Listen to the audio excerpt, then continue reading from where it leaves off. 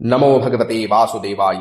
तपोमय जीवन और अनंत जन्मों के संचित पुण्यों का जब उदय होता है, तभी किसी जीव को श्री स्मरणाष्टकम जैसे दिव्य स्तोत्र श्रवण करने का सौभाग्य प्राप्त होता है। कुछ लोग इस महाशक्तिशाली स्तोत्र तक पहुंचकर दुर्भाग्यवश इसे सुन नहीं पाते। ब्रज की पावन रज में एक ऐसी स्तुति रची गई जो सीधे आत्मा को परमात्मा से जोड़ देती है। यह है श्री स्मरणाष्टकम। इसके रचयिता कोई साधारण कवि नहीं, बल्कि स्वयं श्री कृष्ण के लाडले और संगीत सम्राट स्वामी हरिदास जी है। यदि आप जीवन के संघर्षों में शांति चाहते हैं तो श्री स्मरणाष्टकम का आश्रय अवश्य लें। इस स्तोत्र तक आपके चित्त को मोड़ना हमारा कार्य है, पर इसे अंत तक सुनने के लिए आपका भाग्य लगेगा। अगर आप कृष्ण में प्रीति रखते हैं तो इस स्तोत्र का पाठ हर एकादशी के दिन श्री कृष्ण का ध्यान करते हुए अवश्य सुनना ही चाहिए। कृष्ण प्रसन्न हो जाए तो हर व्यक्ति और हर परिस्थिति स्वयं के पक्ष में हो जाती है। पांडवों की विजय ही इस बात का प्रमाण है। ऐसे रहस्यमयी और गुप्त दिव्य स्तोत्र हम आपके लिए लेकर आते रहते हैं, इसीलिए चैनल को सब्सक्राइब अवश्य कीजिएगा। वीडियो को अंत तक अवश्य देखें और वीडियो के अंत में जय श्री राधे कृष्ण कमेंट करना न भूलें। आइए सुनते हैं श्री स्मरणाष्टकम। ओम अथ श्री स्मरणाष्टकम। यदीय सौभाग्यभरेण गोकुल स्त्रियो न योग्यानि वचांसि सत्पतेः न मानयामासुरदार मानसास्तदङ्घ्रिसेवा समयं स्मरामि। यद्रूपसौन्दर्यवशीकृताशया मृगीगणाः पूजनमादधुर्मुदा हित्वा समीपस्थितभर्तृभीतिं तदङ्घ्रिसेवा समयं स्मरामि। यद्वेणुनादश्रवणैकजात भावाङ्कुरादेव वधूसमूहाः प्रवृद्धभावा मुमुहुः सभर्तृकास्तदङ्घ्रिसेवा समयं स्मरामि। यत्पादसञ्चारणजातकाम भावा यदङ्केन नयत्यतल्पाम् शान्तिन्विचित्रा व्रजभूमिरेषा तदङ्घ्रिसेवा समयं स्मरामि।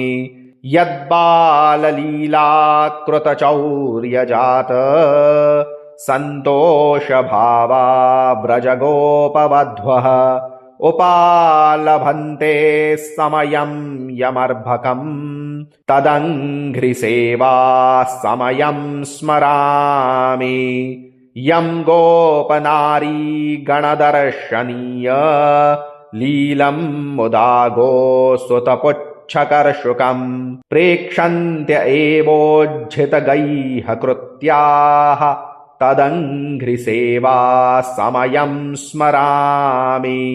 यद्बाहुसंस्पर्शनजातभाव रसालवावर्तुलभूतविग्रह गोवर्धनो वेदनवृष्टिपातम् तदङ्घ्रिसेवा समयं स्मरामि। यदधरसङ्गतवेणुनिनादं विहितविषयसुखभरनिर्वादं श्रुतवत्यो मुखभक्ष्या गावः किं न हि कुरुते तद्गतभावः।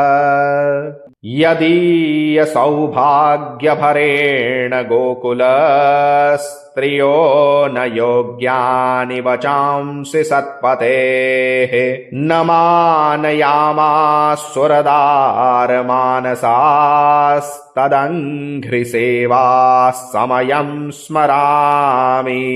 यद्रूपसौन्दर्यवशीकृताशया मृगीगणाः पूजनमादधुर्मुदा हित्वा समीपस्थितभर्तृभीतिं तदङ्घ्रिसेवा समयं स्मरामि। यद्वेणुनादश्रवणैकजात भावाङ्कुरादेव वधूसमूहाः प्रवृद्धभावा मुमुहुः सभर्तृकास्तदङ्घ्रिसेवा समयं स्मरामि। यत्पादसञ्चारणजातकाम भावा यदङ्केन नयत्यतल्पाम् शान्तिन्विचित्रा व्रजभूमिरेषा तदङ्घ्रिसेवा समयं स्मरामि। यद्बाललीलाकृतचौर्यजात सन्तोषभावा व्रजगोपवध्वः उपालभन्ते समयं यमर्भकम् तदङ्घ्रिसेवा समयं स्मरामि। यं गोपनारी गणदर्शनीय लीलं मुदागो सुतपुच्छकर्षुकम् प्रेक्षन्त्य एवोज्झितगैः कृत्याः तदङ्घ्रिसेवा समयं स्मरामि। यद्बाहुसंस्पर्शनजातभाव रसालवावर्तुलभूतविग्रहः गोवर्धनो वेदनवृष्टिपातम् तदङ्घ्रिसेवा समयं स्मरामि। यदधरसङ्गतवेणुनिनादम् विहितविषयसुखभरनिर्वादम् श्रुतवत्यो मुखभक्ष्या गावः किं न हि कुरुते तद्गतभावः। यदीयसौभाग्यभरेण गोकुलस्त्रियो न योग्यानि वचांसि सत्पतेः न मानयामासुरदारमानसास्तदङ्घ्रिसेवा समयं स्मरामि।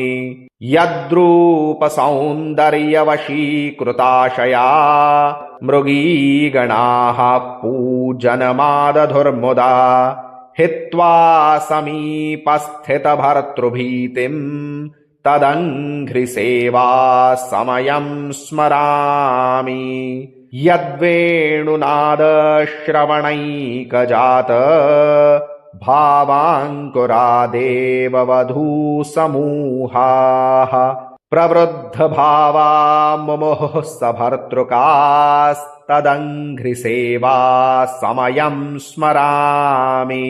यत्पादसञ्चारणजातकाम भावा यदङ्केन नयत्यतल्पाम् शान्तिन्विचित्रा व्रजभूमिरेषा तदङ्घ्रिसेवा समयं स्मरामि।